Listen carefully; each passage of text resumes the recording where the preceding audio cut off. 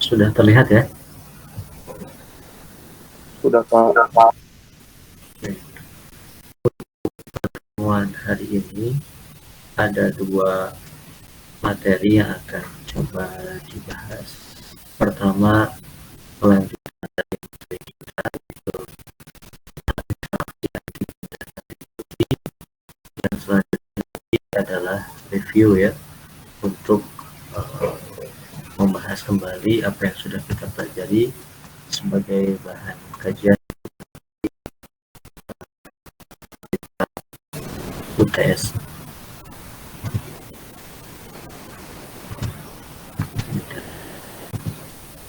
Oke.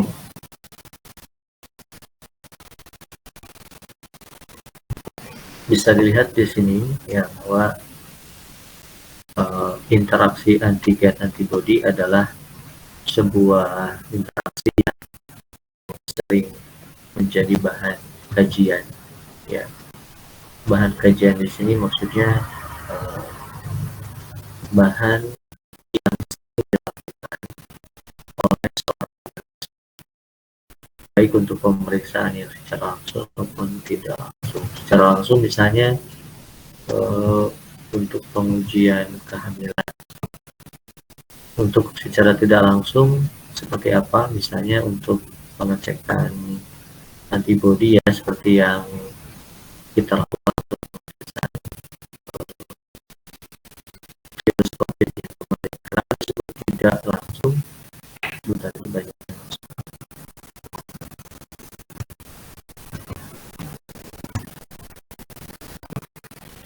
Kenapa dilakukan, dikategorikan sebagai pemeriksaan tidak langsung? Pemeriksaannya sebetulnya bisa dilakukan secara langsung ya, kita melakukan langsung pengecekannya, tetapi kategori itu diberikan karena memang pemeriksaan bukan langsung pada antibodi.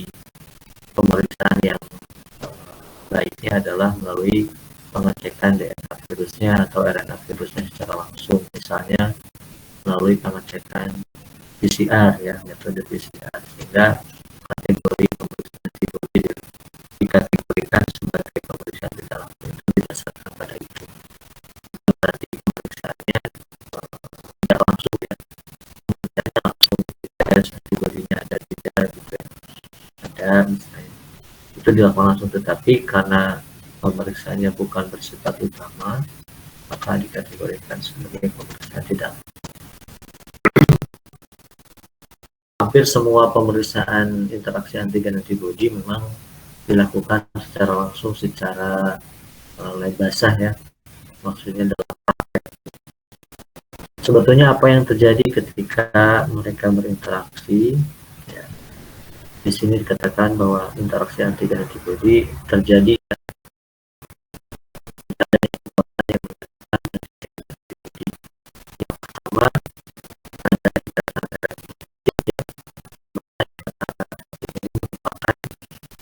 sebuah ikatan yang terjadi karena ada perbedaan arus listrik dari dua molekul yang berbeda. Asam amino negatif, yaitu misalnya aspartik, Indonesia, dan asam glutamat. Yang kedua ada asam amino positif, misalnya leucin dan aleucin, arginine, dan histidine. Ya, kenapa asam amino Pak? Ya, kita tahu bersama bahwa antibodi itu adalah protein. Protein ini merupakan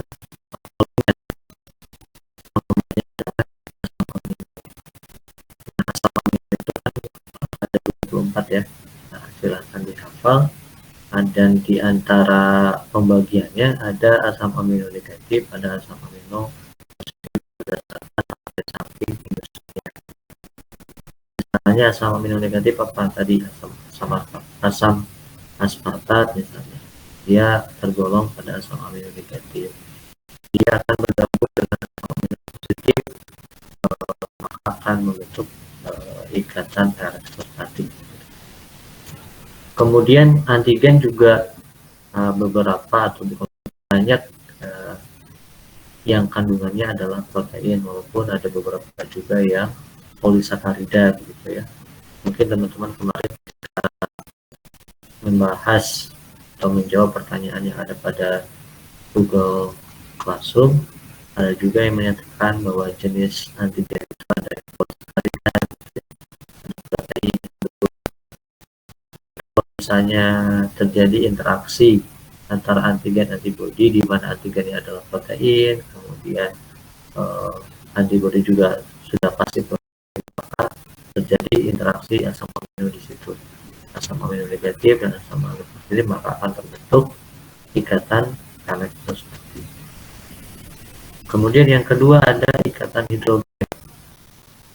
Beberapa kelompok substansia hidrofilik dapat saling berikatan dengan antara jembatan H. Nah, sifat yang lain yang ada pada asam amino itu adalah hidrofilik dan hidrofobik, di mana hidrofilik itu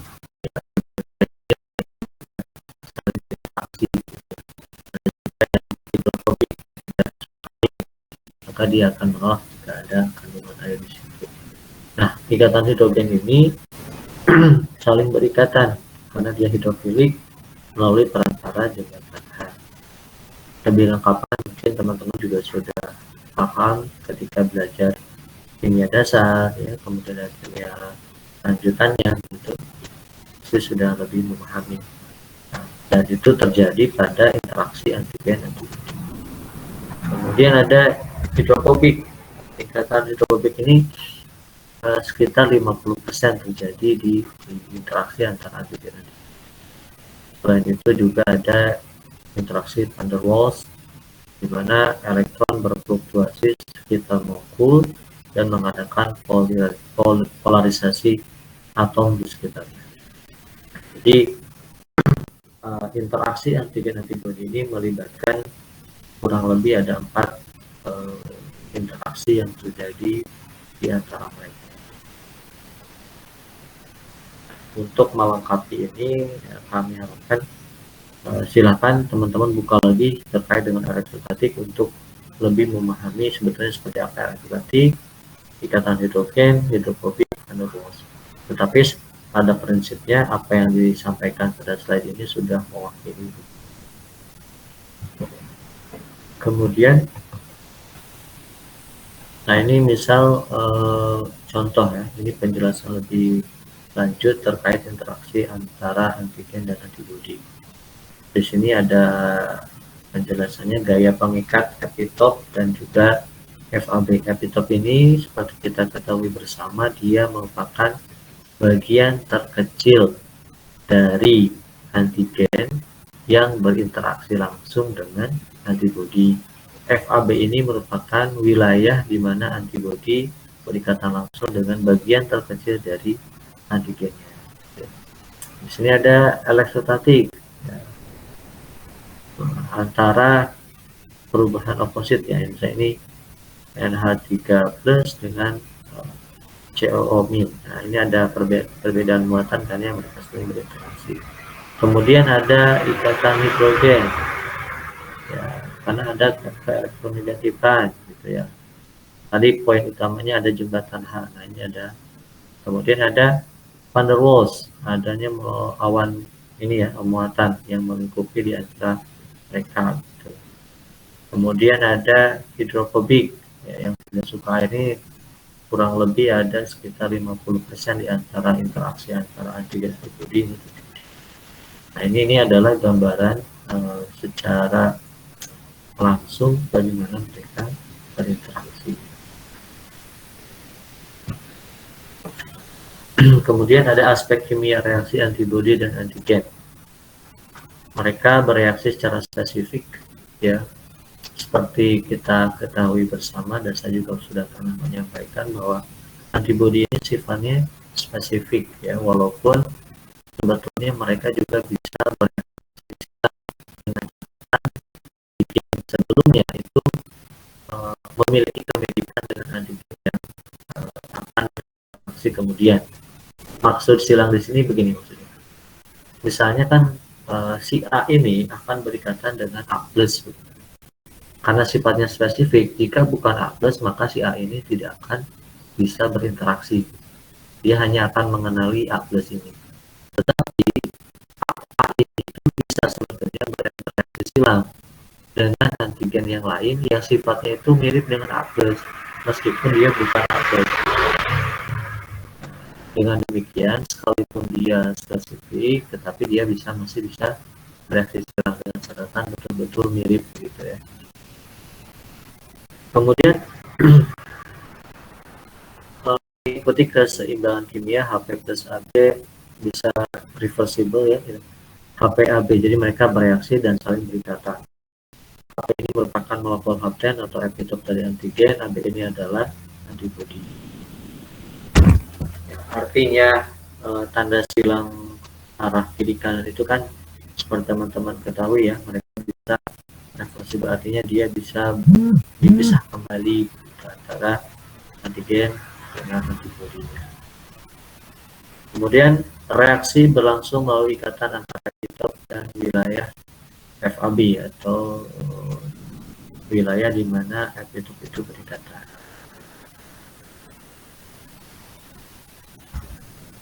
Dalam keterangan lebih lanjut, memang HPAB ini adalah kompleks imun, interaksi antara antigen dan antibodi. Jadi kalau kalian mendengar istilah kompleks imun, artinya itu adalah interaksi antara antigen antibodi.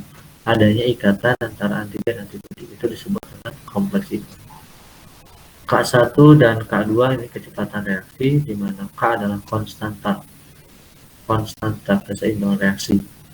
HPAB dibagi HP dikali AB gitu ya. Arah reaksi tergantung pada keeratan hubungan reaktan. Nah, ini kalau kalian mau menghitung konstanta bisa melalui persamaan ini. Begitupun kalau mau mencari konstanta dengan menggunakan reaksi seperti ini. Nah, ini ya aspek kimia reaksi antigen antibodi. Nah, luas permukaan kontak antara dua reaktan menentukan derajat afinitas. Nah, di sini bisa dilihat di mana hapten itu yang ditandai merah ya, kemudian antibodi yang ditandai hijau, itu adalah wilayah-wilayahnya di mana sebetulnya hapten atau epitop bisa berikatan di wilayah situ ya. Adanya kontak dua reaktan itu ya akan menentukan afinitas atau kekuatan interaksi antara antigen dan antibodi. Di sini dijelaskan bahwa gambar di atas adalah bagan untuk mencerminkan afinitas yang tergantung pada keadaan permukaan molekul. Ya jelas ya. Misalnya kalau dia itu lemah jika memang interaksinya misalnya hidrogennya hanya konvensional atau ikatan hidrogennya terbentuknya beberapa karena rantai samping pada masing-masing asam amino tidak memberikan kesempatan untuk berikatan lebih, maka nanti akan memberikan efek pada afinitas ya. Ya kalau sederhananya kalau misalnya kita memiliki tali yang akan diikatkan ya antara tali satu dengan tali dua, di mana yang satunya tipis, yang satunya tebal. Kalau kita berbicara kekuatan, maka ya kalau itu direntangkan kemudian ditalikan pada ujung satu dan ujung lain, maka akan mudah lepas gitu ya. Berbeda hal kalau misalnya keduanya tebal, maka kekuatannya akan kuat gitu ya. Begitupun dengan ini, jika rantai samping berikatannya tidak terlalu kuat karena maksudnya ketika epitop hapten itu memiliki rantai samping yang cenderung tidak memberikan kesempatan untuk berikatan karena misalnya yang satu hidrofobik, yang satu hidrofilik, maka afinitasnya akan rendah karena mereka tidak bisa berikatan. Tidak hanya kalau misalnya haptennya itu memiliki hidrofilik, yang satunya lagi hidrofilik, maka akan memiliki ikatan yang kuat karena akan dijembatani dengan hidrogen ya, sehingga terbentuk ikatan hidrogen. Begitupun misalnya yang satunya positif, yang satunya negatif, maka akan terbentuk elektrostatik, maka akan kuat. begitu ya. Kemudian reaksi spesifik dan silang. Bagian 4 ini adalah macam reaksi antara antibodi dan antigen yang berbeda. Di sini ada 4 keterangan ya. Di sini ada antigen asli. Yang tadi saya jelaskan ya, bahwa misalnya si A itu akan hanya berikatan dengan A+, maka A+ ini adalah dikategorikan antigen asli. Ya. Kemudian ada epitop identik yang mirip gitu ya. Maka di sini tadi saya bilang, maka dia akan bisa berikatan dengan antigen yang lain dengan catatan antigen yang lain ini mirip. Kalau bahasa web mungkin KW ya. Kemudian ada epitop mirip ya. Bentar ya, ada pesan.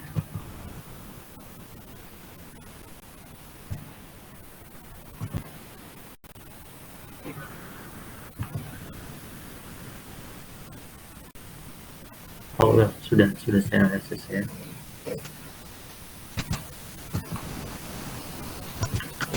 Oke, saya lanjutkan. Ada yang ketiga epitop mirip ya. Dia memiliki kemiripan tetapi tidak identik ya, cenderung tidak bisa langsung berikatan. Pun begitu dengan tidak ada kemiripan, otomatis dia antibodi ini tidak bisa melekat pada antigen tersebut. Kenapa? Karena ya, antibodi itu sifatnya spesifik gitu ya. Tadi ada yang masuk lagi, terlambat ya.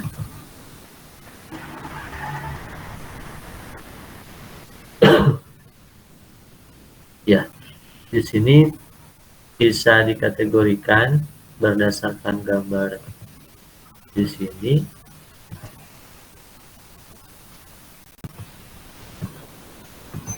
Bahwa kalau yang yang asli ini sudah pasti mengikat ya.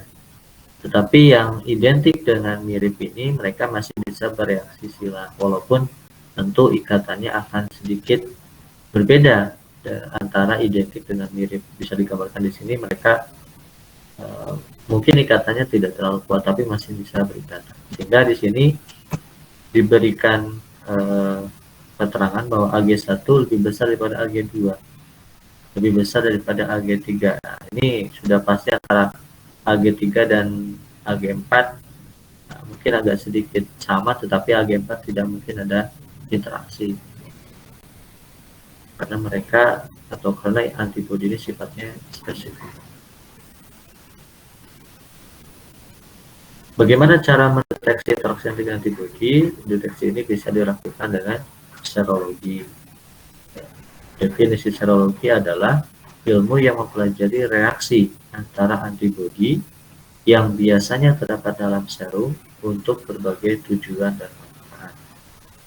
Manfaatnya apa saja? Pertama, mempelajari mekanisme imunitas. Kemudian diagnosis berbagai jenis penyakit infeksi, pengukuran bahan-bahan misalnya hormon, enzim dan sebagainya, identifikasi bahan dan mikroba, terakhir ada isolasi bahan.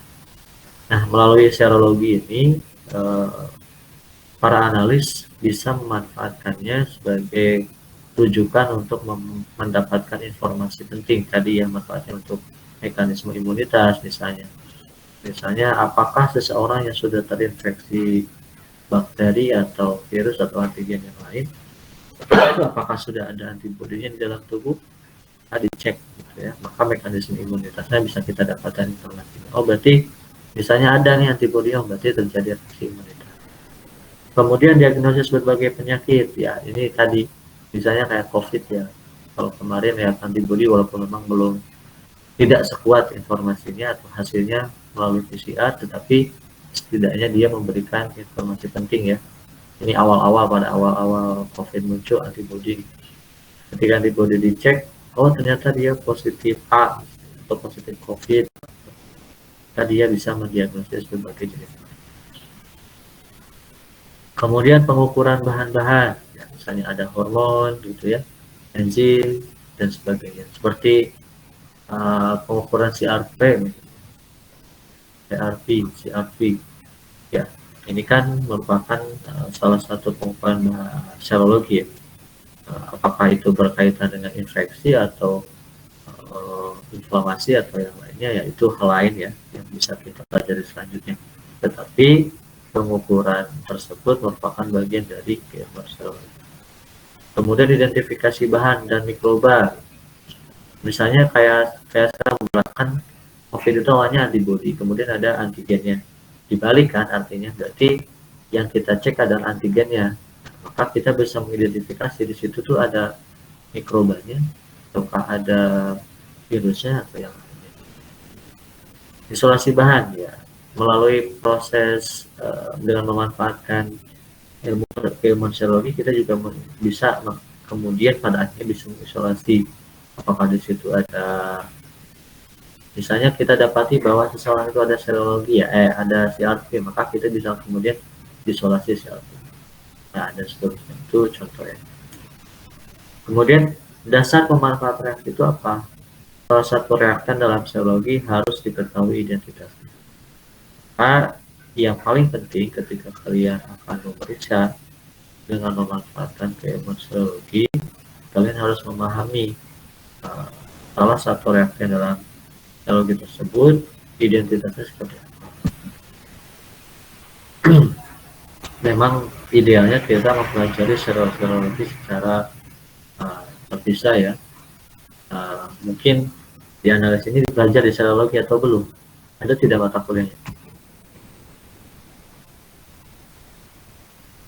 Adanya hematologi ya kalau tidak keliru ya. Ini hematologi ini pasti dibahas sedikit ya terkait dengan. Nah, ini ada jenis-jenis pemeriksaan serologi. Pertama ada reaksi primer, apa saja, yaitu ada RIA. Ini mungkin sudah familiar ya di antara kalangan analis. Radioisotop, ada imunofluorescence, kemudian ada ELISA, teknik imunoenzim. Ini rasanya sudah familiar. Ini merupakan 3 metode primer ya, dalam pemeriksaan serologi. Kemudian ada reaksi sekunder, ada presepitasi dan aglutinasi. Jadi ada yang primer, ada yang sekunder. Nah, untuk memantapkan pemahaman ini, saya mohon kepada teman-teman yang hadir di hari ini untuk bisa membuatkan saya prinsip kerja dari masing-masing reaksi ini ya. Misalnya RIA ini prinsipnya seperti apa sih, gunanya untuk apa sih, silakan Anda tuliskan ya. Kemudian itu dikumpulkan pada plasma yang kemudian nanti plasmanya atau PJ-nya dikirimkan ke saya ya. Jadi intinya untuk pemeriksaan serologi reaksi primer dan sekunder ini saya tugaskan kepada Anda untuk memberikan prinsip pemeriksaannya. Kalau pakai alat, prinsip alatnya, misalnya ELISA misalnya, termasuk radioisotop juga ini ada prinsip alatnya. Anda silakan tuliskan. Artinya tuliskan berarti tidak boleh diketik ya, Anda tuliskan saja berdasarkan pemahaman kalian. Tidak kemudian dicari di internet kemudian di copy paste, tidak, tetapi Anda tuangkan dengan bahasa sendiri sebetulnya pemeriksaan RIA ini seperti apa. Kalau lebih lengkap lebih bagus, misalnya contohnya pemeriksaan A dengan menggunakan radioisotop, ini loh prinsipnya, maka ini hasilnya. Kalau itu yang dituliskan maka lebih baik lagi. Kemudian kalau sudah dituliskan, Anda foto ya lewat aplikasi scanner ya, kemudian dikirim ke PJ-nya, nanti PJ-nya mohon dikirimkan ke saya sebagai tugas menjelang UTS. Sampai sini ada yang mau ditanyakan dulu sebelum masuk ke review? Silakan.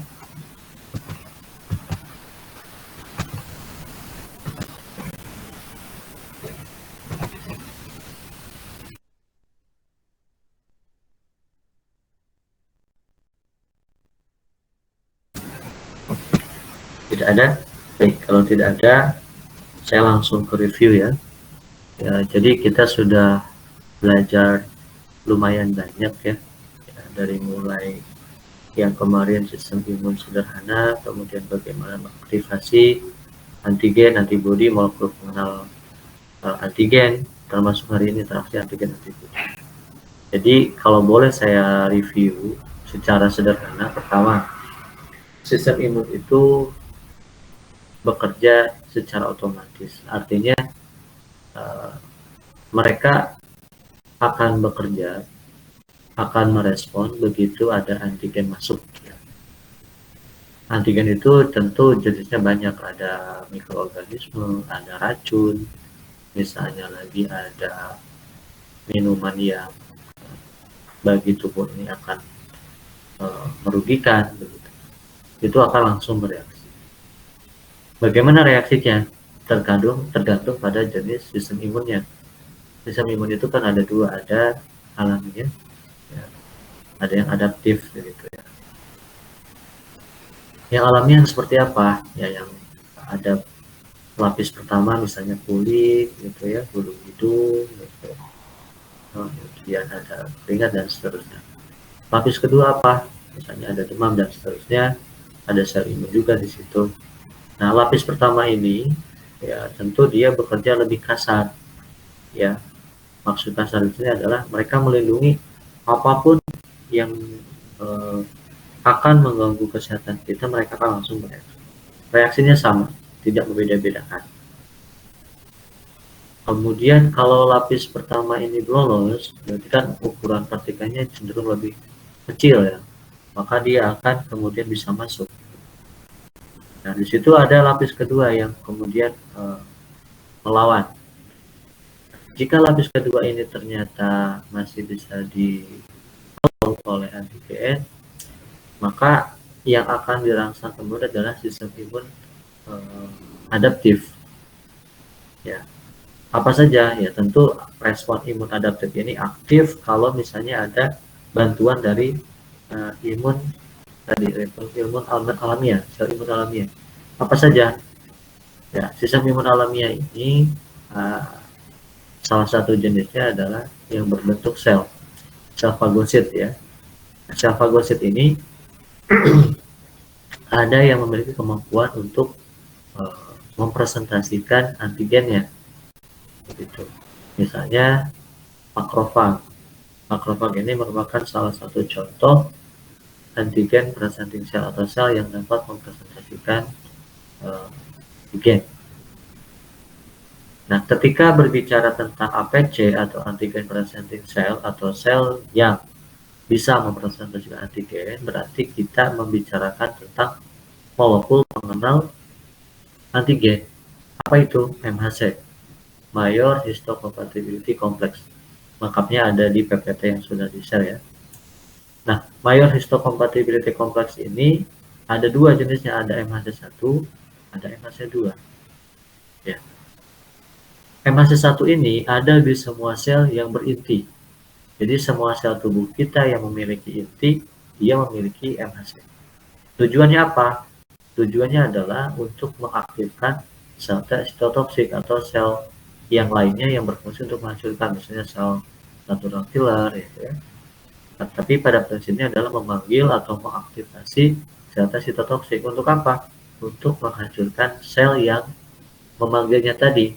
Misalnya begini, sel yang berinti itu kan contohnya sel kulit, sel rambut, sel mata, semua sel yang berinti kecuali sel darah, karena sel darah merah kan tidak memiliki inti ya, ada tidak memiliki MHC1. Misalnya begini, ada sel yang terinfeksi virus, supaya virus ini tidak menyebar ke sel-sel yang lain, maka sel ini akan mempresentasikan hasil cernaan terhadap virus untuk dipresentasikan ke permukaan sel yang terinfeksi tadi. Untuk apa?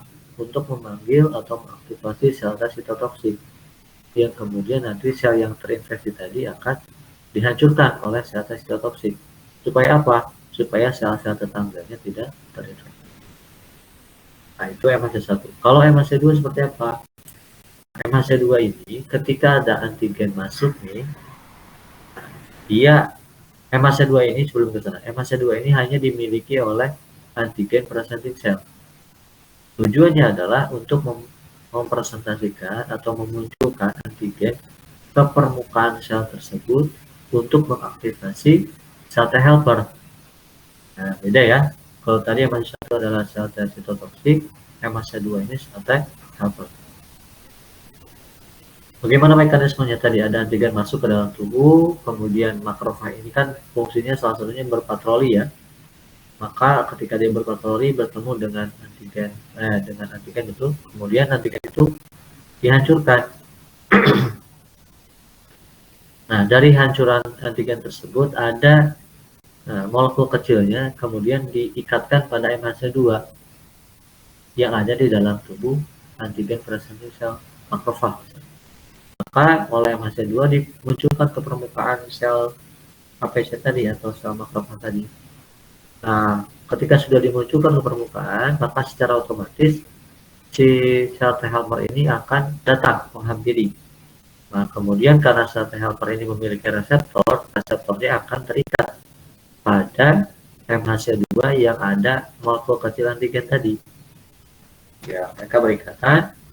Ketika makrofag berikatan dengan sel T helper melalui MHC2, itu akan mengaktifasi sitokin atau bahasa lainnya adalah limfokin. Misalnya kayak interleukin 6, interleukin 2, dan interleukin yang lain. Itu sitokin ya. Ketika teraktivasi senyawa-senyawa ini, dia akan mengaktifasi sel B. Nah, kita ketahui bersama, sel B ini kan fungsinya adalah menghasilkan antibodi.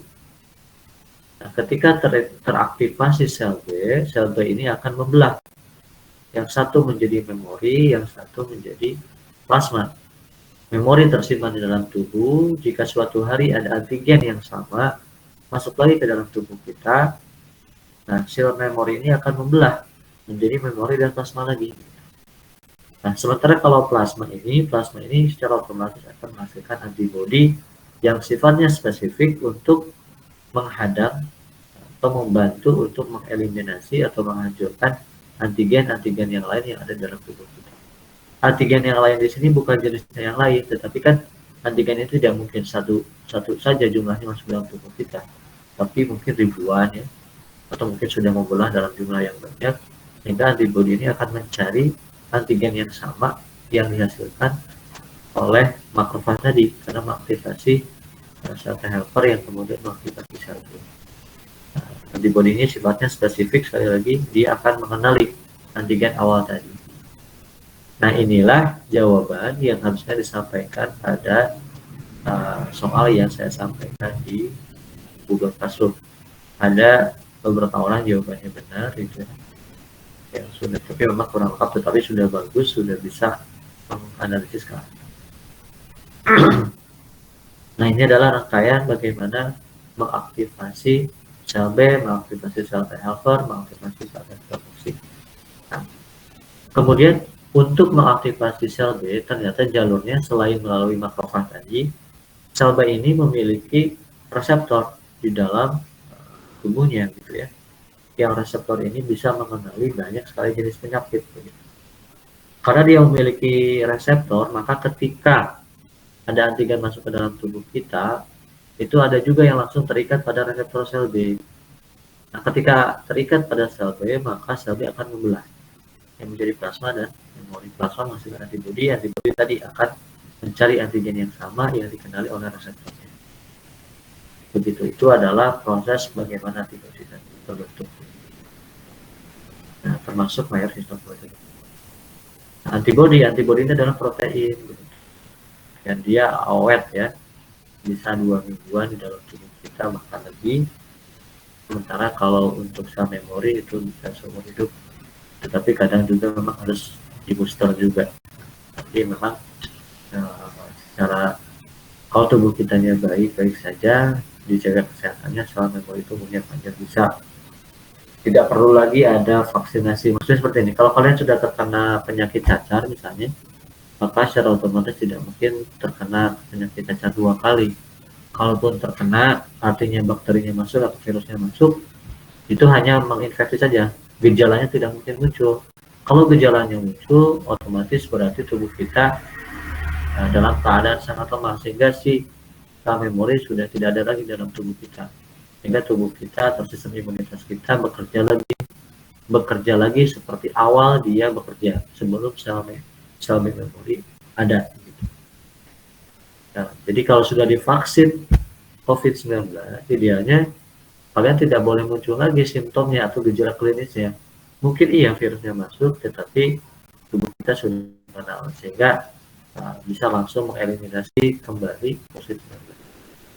Tetapi bagaimana Pak, ada varian-varian baru begitu.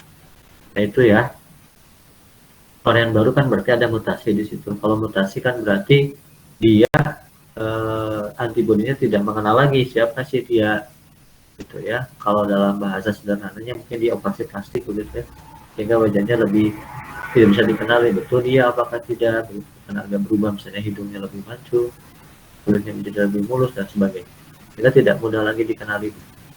Tetapi tadi kalau misalnya masih ada persamaan yang mungkin mirip-mirip, maka antibodi juga bisa langsung mengenali, asalkan jangan terlalu jauh mutasinya gitu. Tetapi biasanya kalau mutasi itu terjadi, otomatis nanti sifatnya sangat jauh, sehingga agak sulit begitu untuk antibodi mengenali, sehingga vaksin perlu begitu. Hanya saja untuk COVID-19 ini agak rumit dalam artian karena ada kepentingan yang lain di sini ya, kalau dipelajari lebih lanjut. Tetapi saya tidak akan berbicara ke arah sana, kita berbicara di arah wilayah kesehatan saja. Idealnya kalau memang dia terjadi mutasi memang harus divaksin lagi karena sifatnya sudah mulai berbeda. Kenapa vaksin dibuatnya agak lama dan membutuhkan biaya yang mahal? Yaitu tadi karena virusnya akan segera berganti begitu, maka harus ada vaksin yang lain yang bisa lebih efektif lagi. Tetapi kalau sudah terkena tidak perlu lagi divaksin sebetulnya, asalkan jenisnya sama, misalnya COVID-19 yang awal alpha, kalian sudah vaksin atau sudah terkena, maka kalian tidak perlu lagi vaksin yang itu, cukup vaksin yang varian baru. Tetapi kan vaksin yang varian baru itu kita saat ini belum, maksudnya bingung ya. Pfizer itu misalnya, dia itu vaksin untuk jenis yang mana, apakah untuk yang alpha atau yang mana, untuk varian delta atau yang omicron. Walaupun secara medis katanya yang sudah membuatnya dia efektif juga untuk varian-varian yang baru. Tetapi anehnya kalau memang itu efektif untuk varian yang baru, mereka yang sudah divaksin kadang sudah juga kena juga gitu, muncul gejala klinis dengan aneh. Itu agak berlawanan dengan sifat vaksin. Baik, itu yang bisa saya jelaskan sebagai review. Jika ada yang ingin ditanyakan, silakan.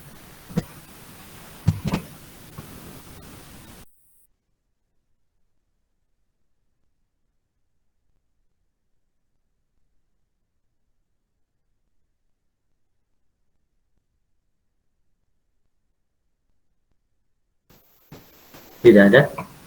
Baik, kalau tidak ada, saya anggap semuanya paham ya, dan bersiap untuk tes minggu depan. Jadwalnya memang belum keluar, tapi sebagai gambaran saja mungkin UTS-nya berupa uraian. Jumlah soalnya tidak terlalu banyak, mungkin menyesuaikan dengan waktu yang harus didapati sekitar 50 menit, sehingga mungkin soalnya tidak bisa terlalu banyak. Tetapi mudah-mudahan soalnya bisa mewakili seluruh keilmuan yang sudah disampaikan. Saya kasih kesempatan lagi jika ada yang ditanyakan sebelum diakhiri.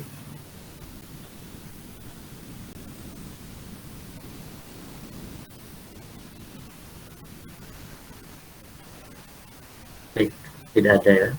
Kalau tidak ada, sebagai penutup, tugasnya jangan lupa, saya minta tolong Adrian nanti untuk mengkutip dan dikirimkan ke saya. Deadline-nya di hari 1 hari menjelang UTS. Ya. Demikian untuk pertemuan hari ini. Terima kasih. Mohon maaf jika ada kata-kata yang tidak terlalu jelas disampaikan. Ya. Saya akhiri. Assalamualaikum warahmatullahi wabarakatuh. Selamat siang. Waalaikumsalam warahmatullahi wabarakatuh. Waalaikumsalam. Terima kasih. Terima kasih. Terima kasih, Pak. Terima kasih Pak. Terima kasih.